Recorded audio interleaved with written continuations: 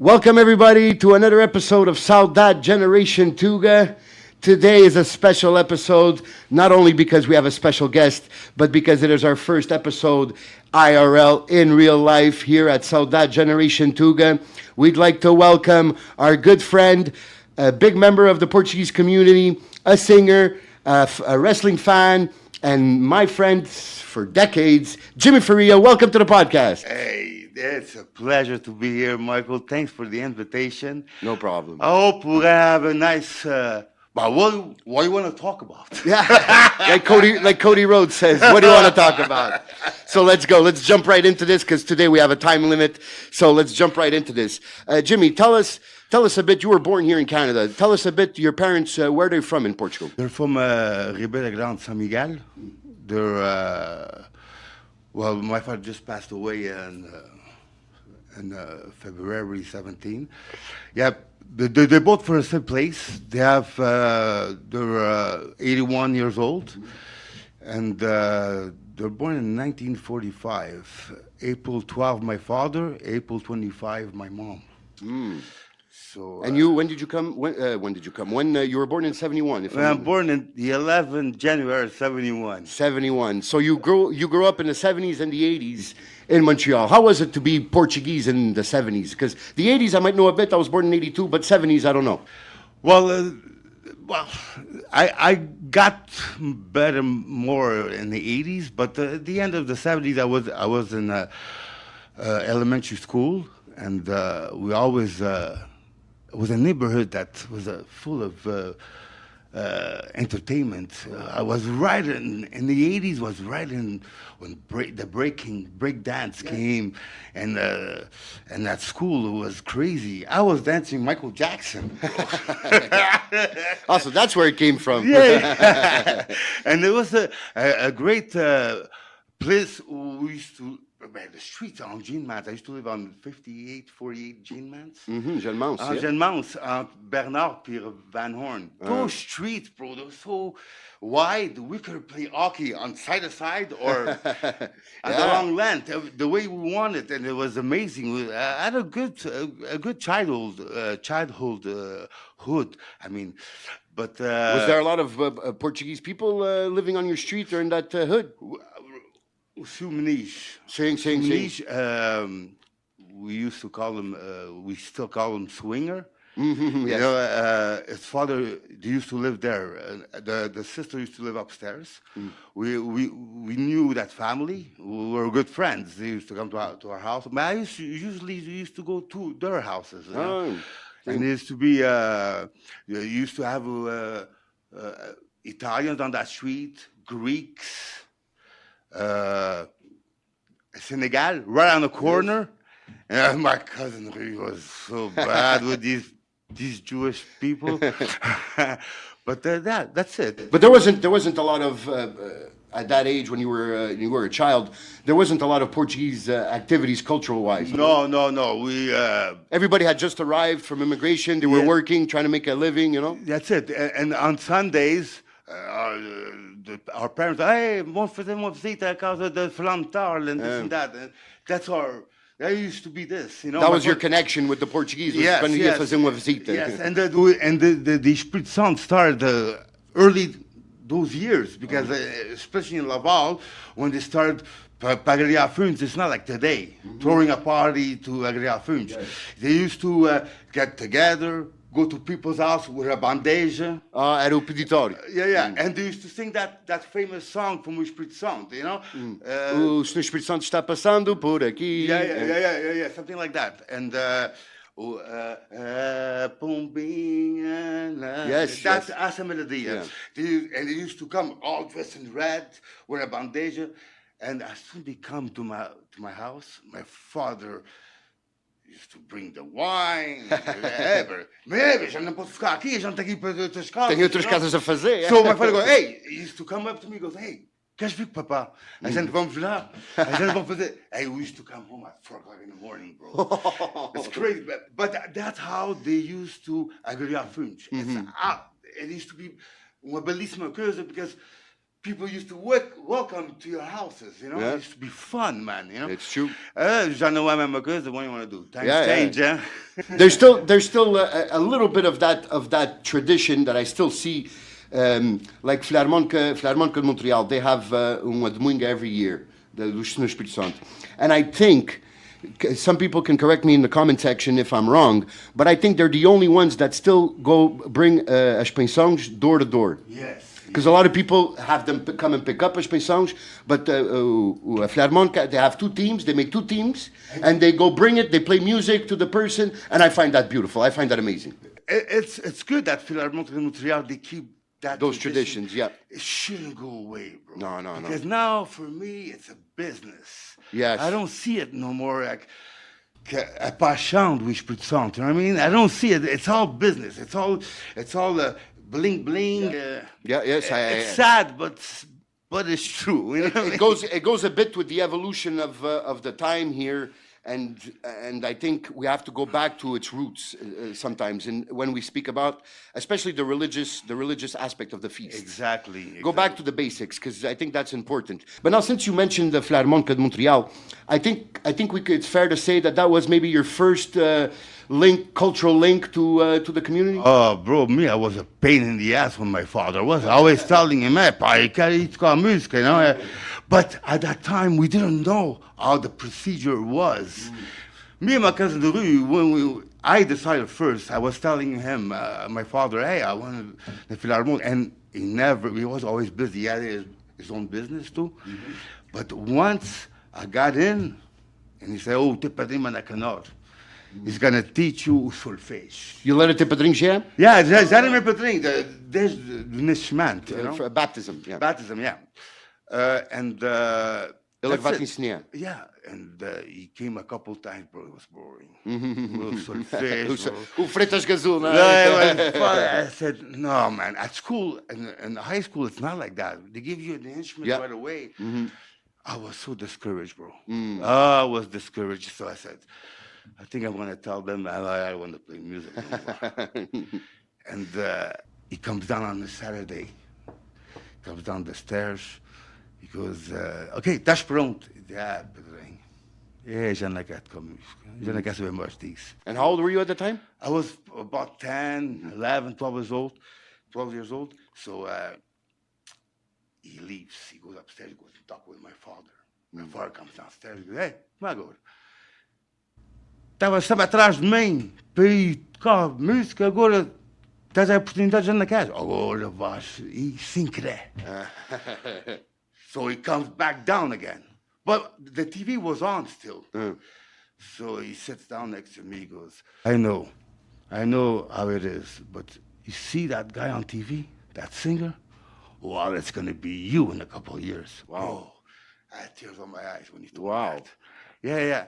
And that's it. And from there... And that changed your mentality? Yeah. It changed my perspective. Yes, your perception of the whole thing, yeah. And what instrument did you play right away? We didn't get there. Okay. So what happened when he decides solfege? So it was like 3 months, probably 2 months, depending how fast we were doing. Esse-me colcheia, esse-me fuses. I was going crazy, bro. I was that close again to tell them I'm leaving, you know. But I still hold on when it was the day for the instruments. Tinha uma trompete, trombone, I think, clarinete, and a trompa. And you had to choose one of those. Yeah. Hey. So who was present there to give me the instrument was Menacanor, and there was my cousin was there. O Métis Duarte was there. O pai de rua. O pai de rua. I had that trumpet in my hand, bro. His father, my uncle, took it out of my hand. E deu o meu primo. I think it's destiny, bro. Yeah. So, everything happens for a reason. So, what I was stuck with, foi com a trompa. Então tu ficaste for trompa. Yeah. But when I started playing trompa, I got to know the basic of... Because they used to say, hey, tu tocas instrumento de acompanhamento, é bom para ti. Tu vais you're gonna evolve, and you're gonna be better. It's better than start with this instrument than start with the trumpet. Man, I was looking at that. Yeah, I want the cool instrument. I mean, I wanted to have that trumpet in my hands and this and that, you know. But it was I want. J'en voulais un esti à mon cousin. Oh, yeah, I believe you. I believe you. But it was destiny because he's a great trumpet player right now, you know. And very good. So I went on, and when we moved to go to Saint Joseph, remember Saint Joseph et Saint Laurent? I think I was too young. I was nothing, yeah. And that association, we stayed there for a while. So that's where I started really. And my instrument was trompa. O Sr. Eduardo Brindeira, a gente chama, era barbeiro aqui. He stayed in Portugal for so many years, he came back. When he came back, his instrument was trompa. So we had no space for him, so they needed a trombone. So I took my instrument, I gave it to Sr. Brindeira that morning of inside, and I went to trombone. Who was the master at this time now? Was Leonard. Okay, it was already meshed. Leonard, he looks at me, but Leonard trusted me. He was tough, bro. Yeah, he was tough. He made me cry. Came from a military background, yeah. That son of a boob made me cry a couple times. But he said, Faria, what got trombone, he's going to be a good one. And I was. Yeah, I remember you as a trombone player. So when I was growing up and everything, you were playing trombone. But how were those first few years? I guess you created a lot of friendships. Yes, friendship with the Filarmonicas of Montreal and Laval and the people from Montreal, os canards. Farias. Não vais falar com aquela gente. Hey, they're my friends. Yeah. They're my friends without being. Without playing with them, but all week. During the week, when there's no fastest, they're my friends. Yeah. I see them every week. Yeah. So it's got nothing to do with Laval or Montreal. I was friends with everybody. Yeah. Everybody. Nothing to do with the politics. And nobody stopped me. Because exactly. I was a fun guy, bro. I had long hair. Yeah, I remember the pictures. Yeah. Nelson Almeida was a tuba. He was a tuba player. Yeah. He was next to me. What a tall guy. Yeah. I got me right in the middle with long hair and we too had long hair, no, back then? Yeah, we was crazy. Every time we used to go for the solfège, we used to take our bikes and go to Saint Joseph. La rue Saint Joseph, c'est là que c'était, tu sais, association. One day he comes up, he goes, hey, Jimmy, I want to go to practice today. And when that canor is waiting for us, bro, we don't show up. He gets pissed at us. We have to tell him a story that we had problems with our bikes. But that's where that was. But it's not. We were in the Filarmonicas because of the fun of it. Yeah, it's o convívio também, estar com os amigos. It's not only the fact of playing music, it's being with the friends, it's the road trips. You guys, I'm sure you went to Fall River. You must have some crazy stories with those guys. Yes. But the thing is, what's important, Michael, at that time is I was young. I was like, my father wasn't living with us no more. So it's easy, you know? Yeah. So you do whatever you want, but... you had more freedom. More freedom, aspect, but I wasn't practicing. I was bringing my instrument home and practicing it. Yeah. Crazy. Other stuff to do. Quando eu tinha em sonho do bem, eu aproveitava to learn there. To take it seriously. Because nobody wants to look like an idiot. No, of course not. Playing, and you know, there's people around you. When you stop at the church, estás com uma nota trocada. Toda a gente ouve. It doesn't look good. No. And when we started at the first time was for St. Christ. You know, in May, there's a little parade. Yeah. And Master or somebody was involved came up to me. He says, hey, you know what? You pretend playing. Yeah, look at him. And he's cock meek. Hey, pretend. Why am I going to pretend? I've been practicing solfège for 3 months. I've been busting my butt so I can learn that rumba. And you're telling me I'm going to fake? My cousin, we faked for a couple months, a couple weeks. But me, no. No, I play right there outside, but notice D'autres trucadas ou não? But bro, when when you have that pressure from them, Yeah. you know, à l'époque là, it was very, very. Yes, it was more rough. Hey, Yes, guaranteed. O meu padrinho, okay, I admit I wasn't that good com os pós. Tava só com o pós trocado. E o meu padrinho estava atrás de mim. He used to give me kicks. Estava-te um coax. I used to get mad at him. Mas pode, você esteja garreado. Bah ouais. And it's because you're concentrating, playing Your notes, the notes. the piece. Yeah. And plus you have to concentrate on walking. You playing that piece. And what was most important for me was to play that piece well. Yeah, exactly. You know? And Só andavas com o passo trocado. all of a sudden, Valma na canal, dá toque no pé, ele bateu os pés, God, and look at him, you crazy what? But that's how it was. Today, nothing of that could happen. Yeah, it's not the same. It's a different mentality. Yeah. They can't act the way the older people used to act with us when we were younger, because they'll lose those kids, the young ones. Exactly. Eles não têm paciência nem paixão até sofrer. Today it's like that. Yeah. Today, back then we didn't have the choice, and we knew what we had to do. That's it. Back then it was crazy because a gente tinha medo. Yeah. And of course. Okay, a gente baixava as orelhas, os olhos e tudo. Yeah, okay. But that's how good we were. Yeah. That was une bonne brassée, là. Oh non, c'était une bonne génération. Oh, I had Robert Rapouse, Vita Barreira, Nelson Almeida. The Almeida's brothers were there. Yeah. We had os Jassoirs, o Orlando, os Canards, name it. Lima. We had a good Filarmonicas. Yeah. And at that time, that Filarmonicas, we had about 65 musicians. Yeah. I remember when it was huge. And we were solid. Oh yeah. We were solid. What a one of the best bands in North America, Portuguese Filarmonicas. Exactly, but c'est toute une brochette de musiciens. Ouais. And having those musicians next to you, you come out like $1 million, bro. Yeah. It motivates you to be better. Yeah. These guys, and every time I used to play an instrument like a trombone, guess who played with me? I had the two top ones playing with me, Orlando and Jassoirs, next to me.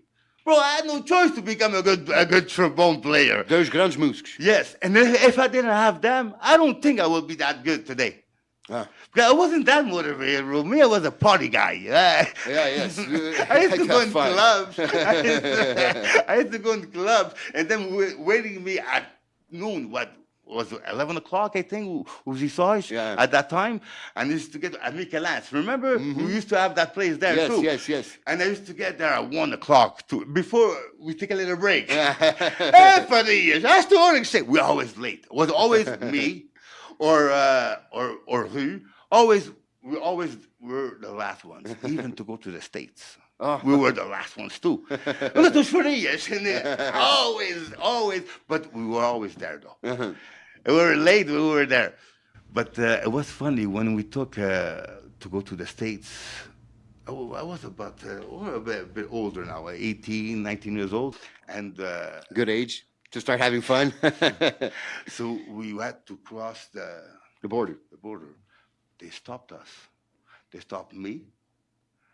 They stopped me, Rue, and Sully Nord. Whoa. Yes. We had to park. Us three, we had to go inside that place. They had to check, verify, because at that time our passports, we didn't have to renew them. Oh, okay. As long as we were Canadian, we were fine. So my mom, I saw that picture. I was like 6 years old on it, So when we got there, you had to go through things, and Sulina wasn't happy. No, I could imagine. It was like he's the cartel, and we're the guys working for him. That way it sounded like. That's amazing, yeah. Who boss the mafia. And you see him, he wasn't happy at all. But it was good times, though. It was a good time. And Before we move on from the Filarmonica, some people have been asking me, and we've been talking about this, and nobody can give me a straight answer. So maybe you're going to be able, because I know it started with you guys. You know that the Filarmonica have all the Kilfeiti, the Dargasa, manga. Everybody, and it all started. I remember watching you guys as a kid. Nelson, you, everybody had that. When did that start, and how did it start, and why? I'm going to tell you, who started with this is. You're not gonna believe this. The first guy who started doing this was Johnny. Johnny. I knew it was one of you three. Johnny Senior. And when he started, me in the beginning, I wasn't noticing it, but it's true because those shirts, a manga, are muito larga, and that's why. And each time you used to go like this, it gets tighter. Yes. But Johnny had muscles. Yeah. Johnny looked good, though. Yes. How do you call the? Esbraceiro. Yeah. And you look like a massive guy. Yeah. Even when he was a kid, But started by him. He started the thing, Even Demos probably did at that time. But those shirts were blue at that time. THB era diferente. Okay, sim. Those uniforms we had was the uniforms from la STCM, on dirait, the same color. Yes. And it was a bit different, but it was even easier wearing that. Farther was more comfortable than the other ones, the old ones with the blue, the dark blue ones with the yellow stripes. Yeah. Cacorda Emerald. Emerald, yeah. It's been hanging over here. And with the hat, that's too hot. Yeah, I remember that hat. Yes. But what was the best uniform? But not today. Yeah, today is nice. He's got. When they moved to the black and gray, makes more modern, more serious, more things. Okay, so now you spent a few years at Filarmonica. You're a guy that likes to move around, likes to do stuff. So you probably have the idea now. You're listening to Bon Jovi, you're listening to all these bands, and you're thinking, fuck, I want to do a band. I want to make a band. So when did that idea come to start making a band? Well, first of all, I had my room with my brothers in my house, and I had a big bombastic yes, like the boom radio. they use, okay. Mais j'ai tinha two tape decks. Okay. And I used to listen to White Lion, AC/DC, Poison, and every time I used to love a song, I used to write them. Oh, write down the lyrics? Yeah. Stop the tape, write it again, stop, put it on. And with the time, I got to have a book of lyrics. But always rock. I was a rock guy. Yeah. That's what I remember from you. And then one day, Paul Benavides came up to me. He goes, "Bro, you should sing in the Portuguese community." Because, bro, I don't sing Portuguese, man. And my Portuguese is not 100%, bro. Yeah.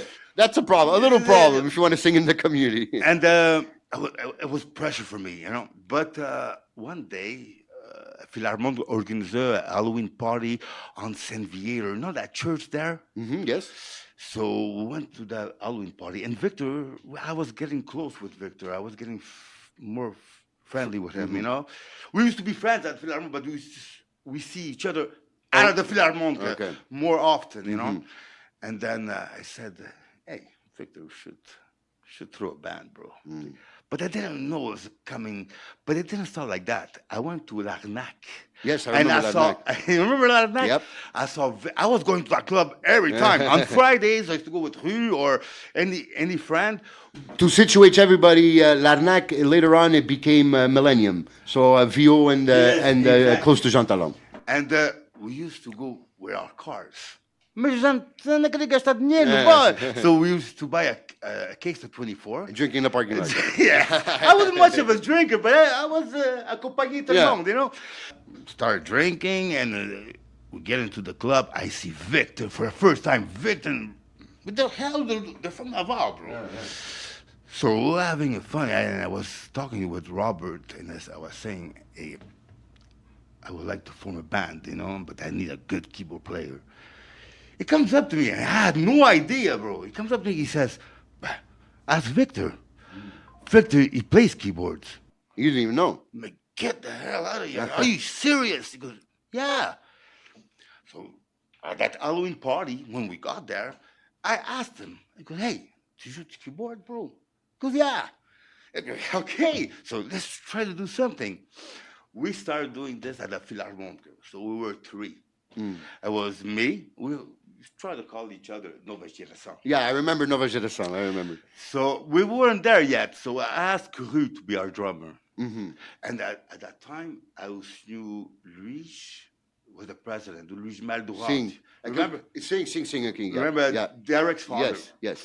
And I asked him so we could practice there. We tried a couple. With Rue, it wasn't never serious. We never got that far. So we put Derek on the drums. Okay. And then after putting Derek on the drums, I asked Paul Benavides to play bass for us. But he didn't stay that long, And David Pereira, David Peshak, saxophone. He played after a while. Later on, he played for Contact. Okay, yes, I know who you're talking about. Yes. So he came, and 3 weeks after, the families talking with their kids of the band. When I started singing, even my father was telling me, hey, het was ik aan toe, dat was reuken. And reuk for Portuguese, it's zero. Yes. But they don't listen to what we listen. Yeah. No, They didn't know better. Exactly. So it didn't push me, and I was always uncomfortable with my voice. And everybody loved my voice. Man, I didn't. And it's still today, I still hate my voice. You're your hardest critic. Yes, exactly. But I worked around it and everything. But when he asked me to go to try to form this band, we stopped. At least 6 months. Every year, a Filarmonica needs a president. Quando o presidente vai se embora essa direção, tem eleições no dia do ensaio. After the ensaio, tem eleições. So it was 2-3 people nominated for, and the one who was nominated for o Jasmin, o Jalmeida. O Jasmin é apelido dele, sei. And as soon as he became president, he came up to me. He goes, hey, bro, I need you to find me a band for New Year's. So we had 3 months, bro. Wow. 3 months. So Derek left. At that point? So we went to the club. So you needed a drummer, a bassist, and a guitarist. At this all point. over again. Okay. Everything. But the only one that stuck to me was you and Victor. Yeah. Yes, sir. Okay. So one day, as soon he asked me, that night I was going with Nelson Almeida to the Dome. Club 8. Yeah. After talking with the father, I didn't tell him nothing. It's when we got to the club. I go, hey, Nelson, would you love to play drums for me? Bro, that guy was freaking out. When I asked him, I go, really? He's really, really into it. He goes, yeah. The next day, bro, 3 days after, he knew this guy. He had a drum to sell, and he bought that drum. Wow. 2-3 days after. Yeah. So as soon as I said yes to the father, I got Victor together with Nelson, Almeida, Jalmeida, and João Brilhões pitched in at least a few strokes so we could buy a system. Guess what, bro? Our first install was me, Victor, and Nelson. Where? In the Filarmonica? No. You're never going to guess. At Almeida's house. Oh. At Nelson's house. Je tirais, il fait un salon. Pour le chauffeur, je fais tout. Pour l'ordre, il y a des gens qui me sont obligés d'y aller. Oh, wow. And then, for 2 weeks, I was busting my chops so I could get Tony in the band. Tony Medeiros. Yes. And you know how he is, huh? Oh, yeah. And I called him for the third or fourth time, and I asked him, I go, bro, are you coming? I need you. Now the bass player left, Paul left, I need a bass player. Absolutely. He didn't show up the first time, didn't show up the second time, and then on a Saturday or a Sunday after our practice, the Filarmonicas, he shows up.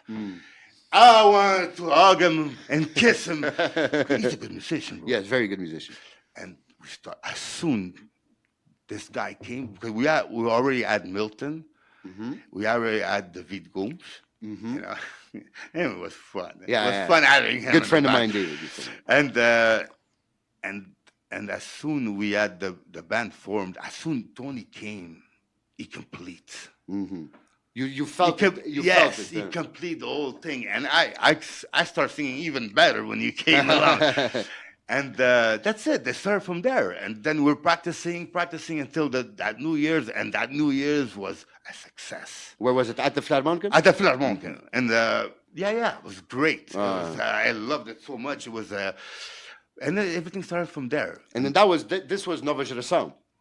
No, now Now it was already request? now we're looking for a name for New Year's. Okay. That's when the name was born. Yeah, when Almeida asked me, after we stopped with Derek and all these guys, we stopped.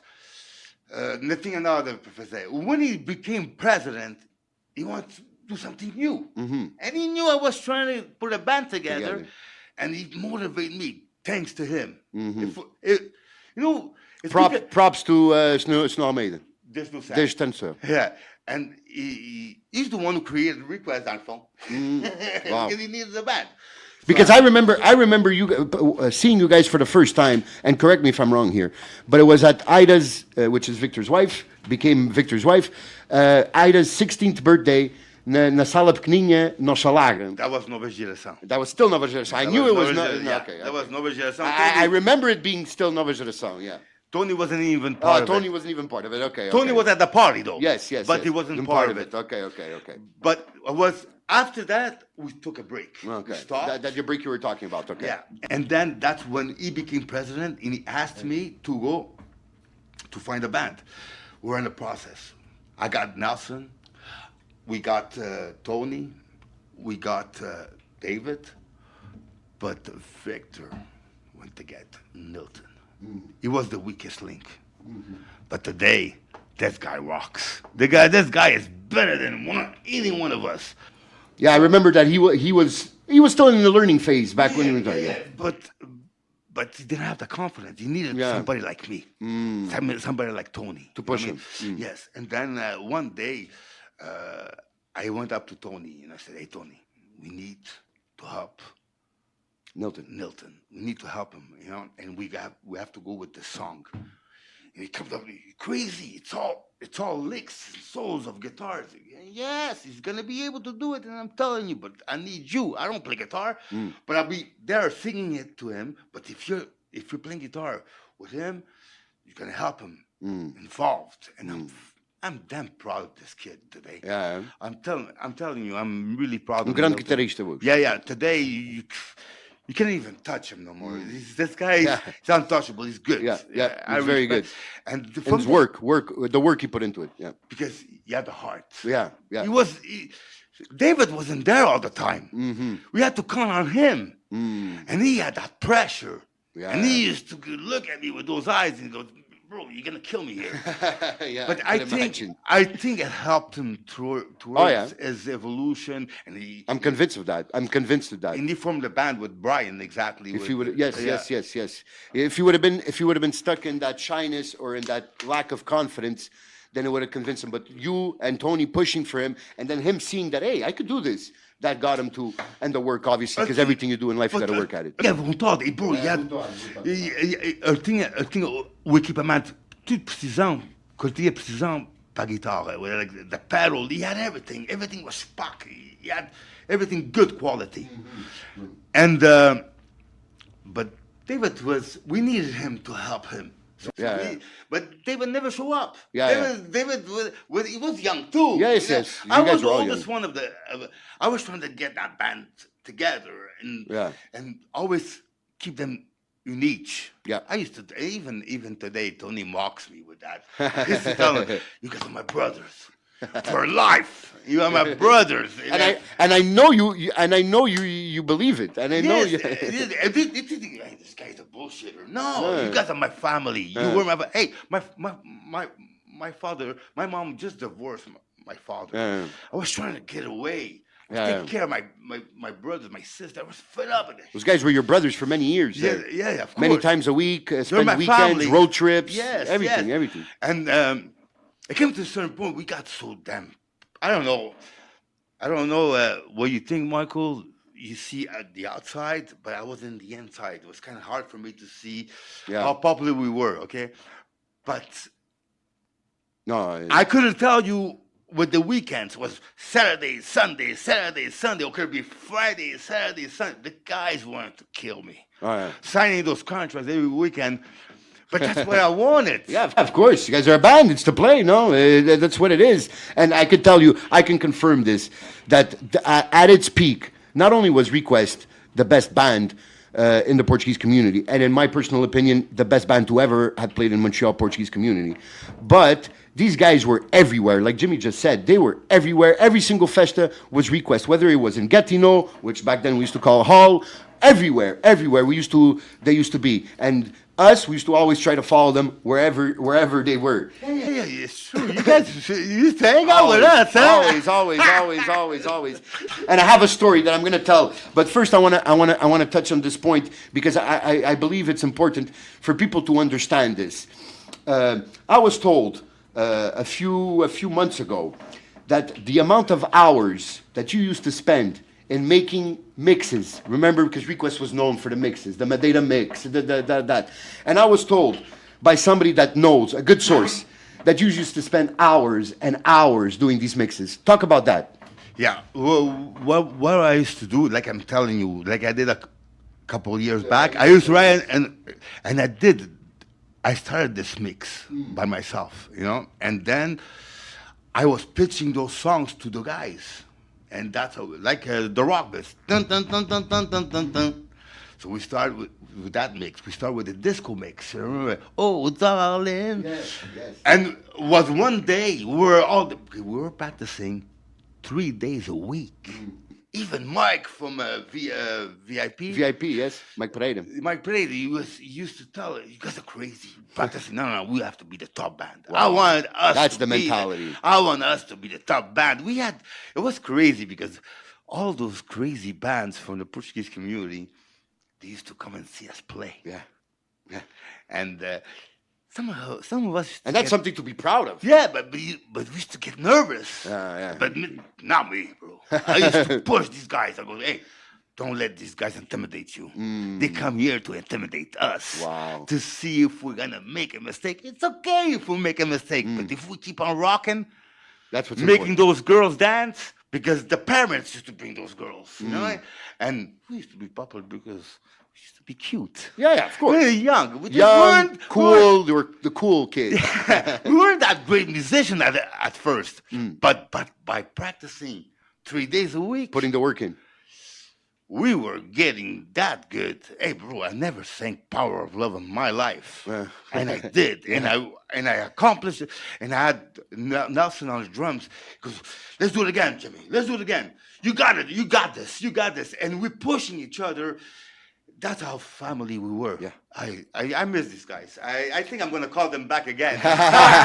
Yes, because I heard something. And it's so true. That family is not only through blood. Family is also through loyalty. And when you spend times, days and hours and weeks and months and years with people, and you feel that loyalty, that's when they become family. And I felt that family atmosphere when I was around you guys. I really did, man. I'm telling you, I miss these guys. These guys were, it was like instantaneous, Yeah.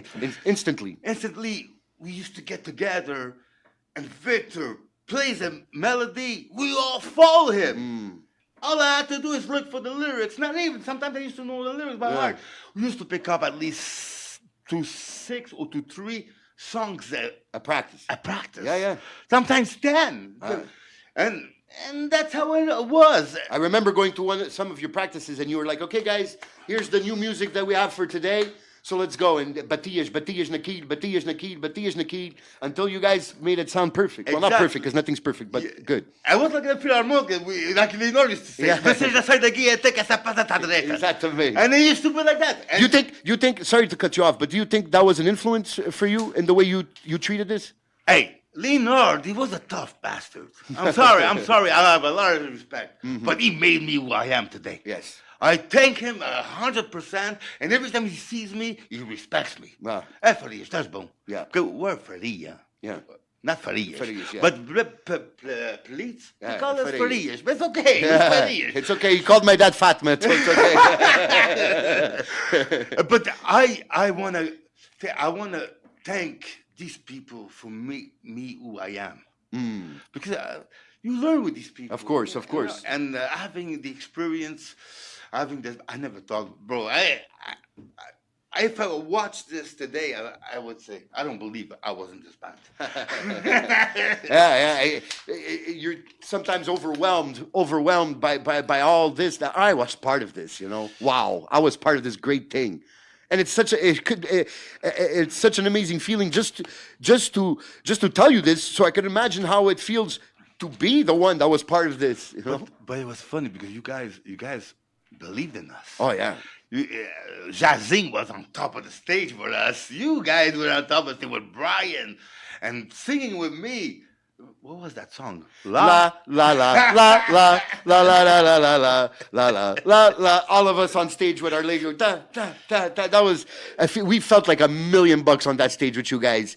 We felt like not only we were part of the clique, but we felt like we were rock stars right up there with you guys, man. And it was amazing. Those are memories that I'm going to remember for the rest of my life. And then I'm going to tell you a thing. There's not much of bands that let us go on stage. Let us to perform, and we were you couldn't compare us to any bands. Yeah, no. Because first of all, it was unique. The singer wasn't totally different. I wasn't a crooner, bro. No. You have a lot of crooners. You got Eddie. You got Sylvie. They all sound. I remember people calling you le garou de la communauté portugaise. Yes, ou l'Éric Lapointe. Yeah. What was the place we used to go there? It's not Toronto, but in Hull, Santa Bernadette, Kingston. Oh, Kingston, yes.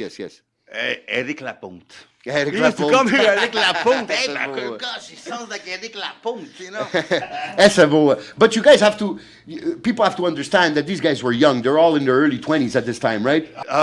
I was the oldest. You were the oldest one. I had probably 23, 24, 22. So everybody was around 18, 19, exactly. around that age. Era o mais velho. Hormones running wild. I was the father of this band. Yes. I was always after them. It was hard to go after. It was Tony and David. But Milton was always in between these two. That's the thing, And he used to pick up these kids to come to practice. He used to have the car. And sometimes I used to tell Milton, where are the guys? Hey, Tony's not home. And David's not here yet. And we were waiting for them, waiting for practice. Yeah. Then again, that's what I used to do with the Filarmonicas, because I used to pay for that too, Yes. And there must be, not that we were a bit rebellish in our personality, especially at those young ages. So I'm sure there's all kinds of stories, good and bad, of stuff that we went through. But I'll tell you one story that maybe will put people in the ambiance. So you guys, there was a year, I don't remember how it was, but I was around 12 years old, 11, 12 years old, maybe 13 at the oldest. And we were playing, I'm talking like I was part of the band. Yeah, you were, bro. Request was playing, they had done a party at Tony's camping. In Nolan, and Request was playing, and they brought 2 school buses for the community. We all went to the camping, which was close to the border. And it came at night, and the buses were leaving back to Montreal. And I said I wanted to stay with the boys. And my mom, we were all sitting around the fire. So my mom comes and it was me, you, David, I think Brian was there, and I think your brothers were there too. And my mom comes and see you and David, because you guys were the oldest, that she knew. And she's like, Michael wants to stay with you guys. You guys will take care of him, no problem. And you guys were like, yeah, hey, no problem with us. He's okay. He's in good hands. He's in good hands. Oh my God, was she wrong? That day, I think we must have went to bed at 6, 7 in the morning. We were drinking beers, and guys, don't do this, okay? But we were drinking beers. We were having fun. Nothing. We didn't do nothing bad. But then we finished the beers, and I'm just telling the story. I'm laughing. Mdej, which was Tony's dad, was sleeping in the car. And I guess to check the bar and all the beers and everything. And David, our friend David, will know this story. Every Christmas I remind him of this story. He goes, hey, pá, on n'a plus de bière, não temos mais cerveja, o que é que vamos fazer? A gente não pode ir ali buscar, o Medeiros vai ouvir. No, I take care of this. I take care of this. He starts talking. And he goes with a cat pat. On four legs, he starts going tum tum tum tum tum tum tum tum tum with the Mission Impossible song, and he rolls. He passes underneath the window where Dave's is sleeping. He rolls. Bro, he was doing this for nothing because he was sleeping. Yeah, he was sleeping and he wasn't gonna wake up. He wasn't gonna wake up. I go, what are you doing, bro? You have to do that. So we had beer for the rest of the morning. These were the type of fun times we used to have with Request, man. And it's so right, it's so true, because he would have never woken up. Well, before going to bed, Tony was sleeping inside the camping. In the roulotte, in the roulotte, exactly. Yeah. Me and David, we had that black marker. Yes. We started with a mustache. We started reading Capitaine Sergent. I remember because he got up, he was so pissed. Yes. Those were amazing times, and I tell that story, but there's thousands of other stories similar to this, and they were all amazing. Request was on top of the world at that time. So I want to. We're getting to 45 minutes, so we have like 15 minutes left. So I want to get to then Request. That was the peak of Request. Then Request was always amazing, and you always found good musicians to come and play with you guys. But like everything has an end. And Request, it came to the time, Destiny, o destino é que marca a hora, and it came to the time that was the end for Request. Then you decide, I'm not done with music. I want to continue. And you decide to go into a solo career. How was that transition into a solo career? Well, you're not with the boys no more. I don't have Victor with me writing songs with me. You know, he used to give me that push, that motivation, that sparkle. Oh, yeah, he used to put a note, and then I used to write easily. But without him, it's kind of hard. You know? And that's how we did with Requests. We involved like that. You know. Yeah. And went to the studio. I met Joe Barbosa, AKA Joe Manny, and I kept those songs that we wrote, me and Victor, you know, and the band played those songs. We played. Yeah. I remember you guys playing those songs. That's in the first album, It's Faster, you know.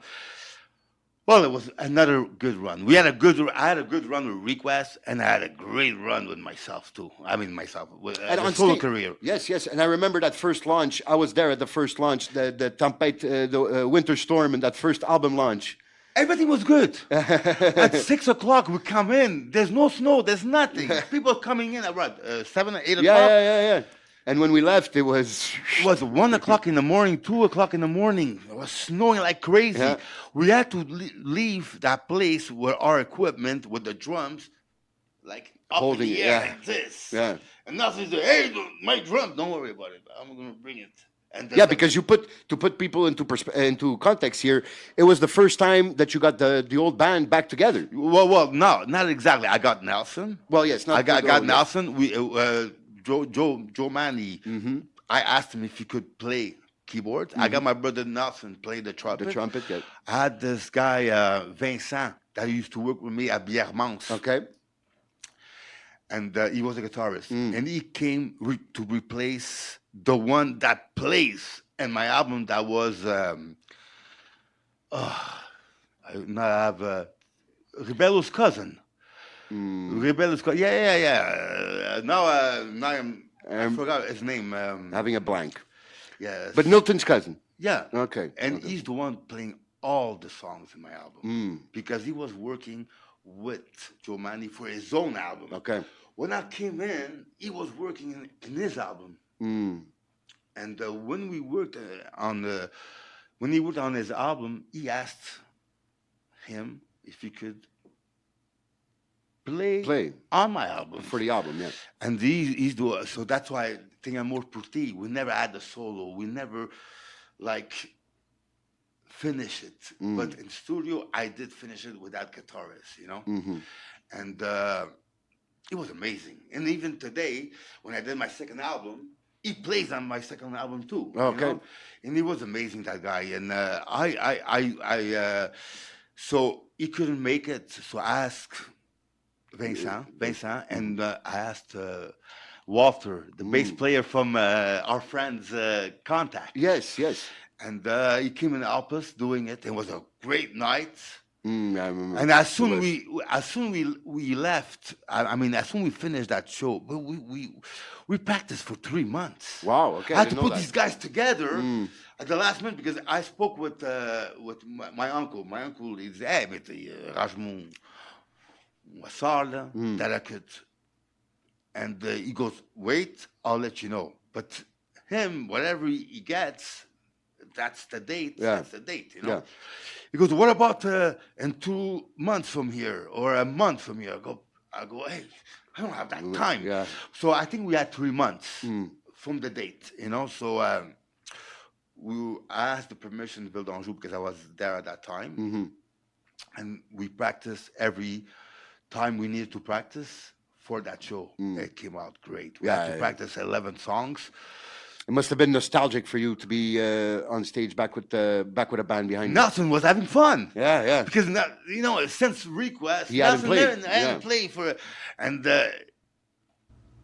when I give him the project, when I show him the project, he was crazy. He was like, really, Jimmy? You record an album?